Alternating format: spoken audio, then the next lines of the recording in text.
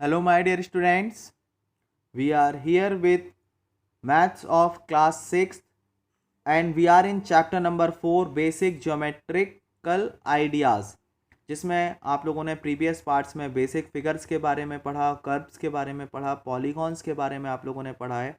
Now इस chapter का एक न्यू इम्पॉर्टेंट कंटेंट एंगल्स के बारे में आज हम लोग पढ़ेंगे और साथ ही एक्सरसाइज 4.3 भी हम लोगों को आज यहाँ पर कंप्लीट करनी है।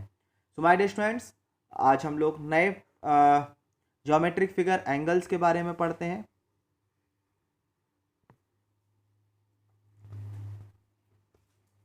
माय डियर स्टूडेंट्स, आपकी बुक में पेज नंबर 78 पर टाइटल 4.10 एंगल्स दिया हुआ है और एंगल्स के बारे में यहाँ पर स्टार्टिंग में इंट्रोडक्शन दिया हुआ है। Angles are made when corners are formed. जब भी आप देखेंगे कहीं पर भी, जहाँ पर भी आपको कॉर्नर दिखाई देंगे किसी भी शेप में, कहीं पर भी जब आपको कॉर्नर्स दिखेंगे तब वहाँ पर क्या फॉर्म होंगे? एंगल्स फॉर्म होंगे। Angles are made when corners are formed. Here is a picture 4.16 where the top of a box is like a hinged lid। आप देख सकते हैं कि टॉप बॉक्स का जो टॉप सरफेस है वो हिंज्ड है और आप यहाँ पर देख सकते हैं कॉर्नर्स हैं। जहाँ जहाँ भी आप कॉर्नर्स देखेंगे, ये देखेंगे यहाँ पर भी एंगल्स बन रहे हैं, यहाँ पर भी एंगल्स बन रहे हैं। So what is the meaning of the angle? Angle किस तरीके से बनते हैं और उनके क्या पार्ट्स होते हैं, उसके बारे में हम लोग डिस्कस करते हैं। Two rays forming the angle are called the arms. हमेशा जो भी एंगल्स बनते हैं वो एक ही कॉमन पॉइंट से होकर के बनते हैं और वहाँ से टू रेज फॉर्म होती हैं।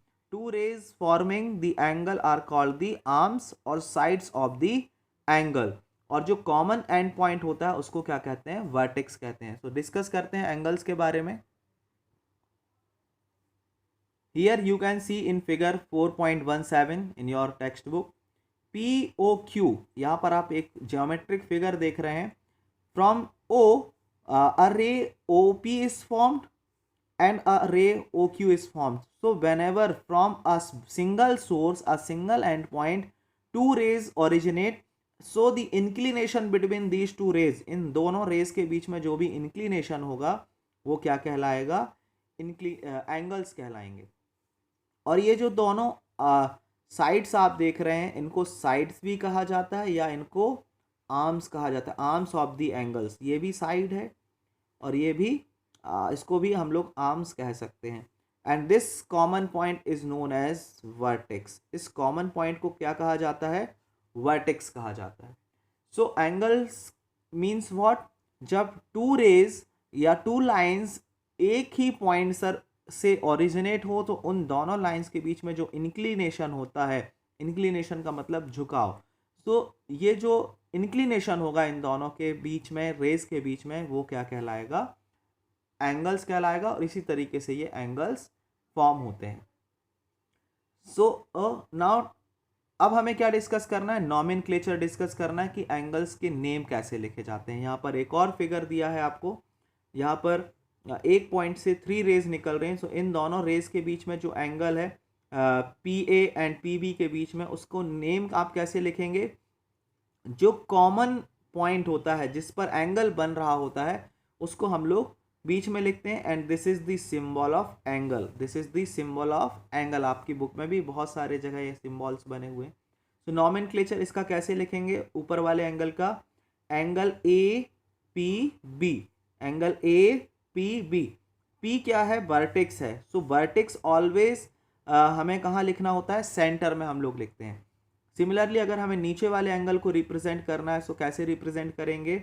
BPC। P is the vertex, so angle BPC। या फिर इसका दूसरा नेम भी हम लिख सकते हैं CPB। CPB। बट ध्यान रहे आप कहीं से कोई भी रे का पॉइंट आप पहले ले सकते हैं, बट वर्टेक्स ऑलवेज आपको कहाँ पर लिखनी है? सेंटर में ही आप लोगों को लिखनी है। सो इन दिस वे हम लोग एंगल्स के नेम को रिप्रेजेंट करते हैं। यहाँ पर नोट भी दिया हुआ है। Note that in specifying the angles the vertex is always written as the middle letter. vertex को हमेशा कहाँ लिखा जाता है? मिडिल लेटर में लिखा जाता है. now do this, take any angle से ABC. हम लोगों ने यहाँ पर एक एंगल लिया है, यहाँ पर पिक्चर दिखाई हुई है, ABC लेना है आपको, और ये हमने ड्रॉ किया है AOB. जैसा जैसा इन्होंने किया हमने सिर्फ नेम चेंज किए हैं. आप लोग इस तरीके से एंगल्स बना सकते हैं. Now shade the portion of the paper bordering BA and where BC lies. आपको इनकी बॉर्डरिंग करनी है. बॉर्डरिंग का मीनिंग है आपको सिर्फ यहाँ पर शेडिंग करनी है.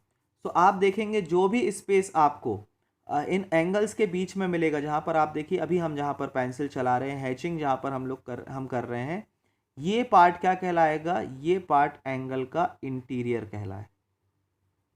ये क्या कहलाएगा? इंटीरियर कहलाएगा आपका. Interior of the angle, interior of the angle. और ये इस तरीके से ये वाला पार्ट अगर हम यहाँ पर अभी पेंसिल से स्केचिंग कर रहे हैं, ये पार्ट भी क्या कहलाएगा? इंटीरियर. एंड दिस पार्ट जो बाहर का पार्ट है ये क्या कहलाएगा? Exterior part. This part is the exterior of this angle. यहाँ पर नेक्स्ट पेज नंबर 80 पर भी आप लोगों को यही इंटीरियर्स कैसे ड्रॉ करते हैं, एक्टिविटी को आप जब फॉर्म करेंगे, कंप्लीट करेंगे, so you will get this picture. आपको ये इंटीरियर का शेडेड रीजन आप लोगों को देखने को मिलेगा. और जो बाहर के पॉइंट्स है, सपोज इस पिक्चर को अगर आप कंसीडर करें, सो जो पॉइंट S है, P है, R है, ये ऑन दी एंगल है. Point S is on the angle, that means PQ रे पर लाई कर रहा है. Point X is in the interior of angle PQR and point Z is in the exterior of angle PQR. PQR के exterior में ये point है. तो आप लोगों को आई होप कि एंगल्स के सारे नॉमेनक्लेचर समझ में आए होंगे कि एंगल्स में क्या क्या पार्ट्स होते हैं और किस तरीके से एंगल्स को रिप्रेजेंट किया जाता है. So my dear students, this is about the angles. Now अब हम लोग इस पार्ट को कंटिन्यू करेंगे और जो यहाँ पर क्वेश्चंस एक्सरसाइज नंबर 4.3 पर दिए हुए हैं आपकी बुक में, उनको भी डिस्कस करते हैं. एंगल से ही रिलेटेड क्वेश्चंस हैं यहाँ पर. So let's begin with very first question. Name the angles in the given figure. आपको इनके एंगल्स के नेम बताने. ये पिक्चर आप लोगों को बनानी है. सबसे पहले आप लोग नोटबुक में जब लिखते हैं क्वेश्चंस, तो आप लोगों को प्रॉपरली सबसे पहले क्वेश्चन लिखना है, क्वेश्चन नंबर 1. देन आप लोगों को लेफ्ट साइड में ही, जैसे इसमें फिगर बनाया हुआ है, सॉरी राइट साइड में, उसी तरीके से आप लोगों को पिक्चर ड्रॉ करनी है और आपको आंसर लिखना है. Name the angles in the given figure. So answer क्या होगा? कैसे आप लोग इसके आंसर लिख पाएंगे? यहाँ पर आप देख सकते हैं एंगल ABCD यहाँ पर ड्रॉ है. तो यहाँ पर इस एंगल को आप कैसे रिप्रेजेंट कर सकते हैं? इस एंगल का नेम रिप्रेजेंट करने के लिए आपको लिखना होगा DAC. Angle DAC. Now vertex D पर जो एंगल बन रहा है उसका नेम क्या लिखेंगे? ADC. This angle is what? Angle ADC. Now vertex C पर जो एंगल बन रहा है वो क्या है नेम? DCB. Angle DCB. जो देखिए वर्टेक्स है उसको हमें हमेशा कहाँ पर लिखना है? मिडिल लेटर में लिखना है. और एंगल B पर जो एंगल बन रहा है उसको हम क्या लिख सकते हैं? AB and C. AB and C. These are the 4 angles formed in this figure. So you can write the answer like this. Next, question number 2. In the given diagram, name the points. आपको इस diagram को study करना है. यहाँ पर diagram आपकी book में दिया हुआ है, इसको आप लोग सबसे पहले बहुत अच्छे से स्टडी करेंगे और जो क्वेश्चंस हैं उनके आंसर्स देंगे. In the given diagram name the points.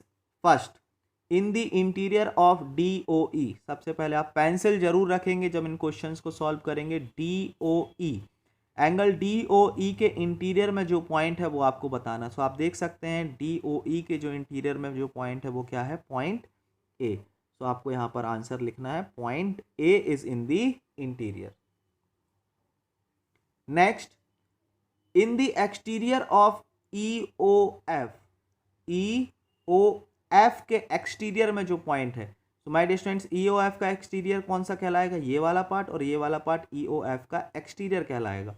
So point C and D are, ये पॉइंट सी, ए और डी, ये सारे पॉइंट्स ई ओ एफ के क्या हैं, एक्सटीरियर में हैं। तो यहाँ पर एक से ज़्यादा आंसर्स भी आप लोग लिख सकते हैं। Next, on E O F, E O F angle पर जो पॉइंट है, तो आप देख सकते हैं ये पॉइंट बी जो है वो ई ओ एफ पर ही है। तो यहाँ पर इसका जो आंसर हो जाएगा वो क्या होगा, point B. Point B is on the angle E O F.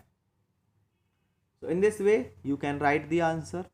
Now question number 3, draw rough diagram of two angles such that, आपको एंगल्स बनाने हैं, टू एंगल्स आप लोगों को यहाँ पर ड्रॉ करने हैं, such that they have one point in common. Two angles बनाने हैं और एक ही पॉइंट कॉमन होना चाहिए। तो इसका रफ डायग्राम आप लोग कैसे बनाएंगे उसको हम आपके सामने डिस्कस करते हैं।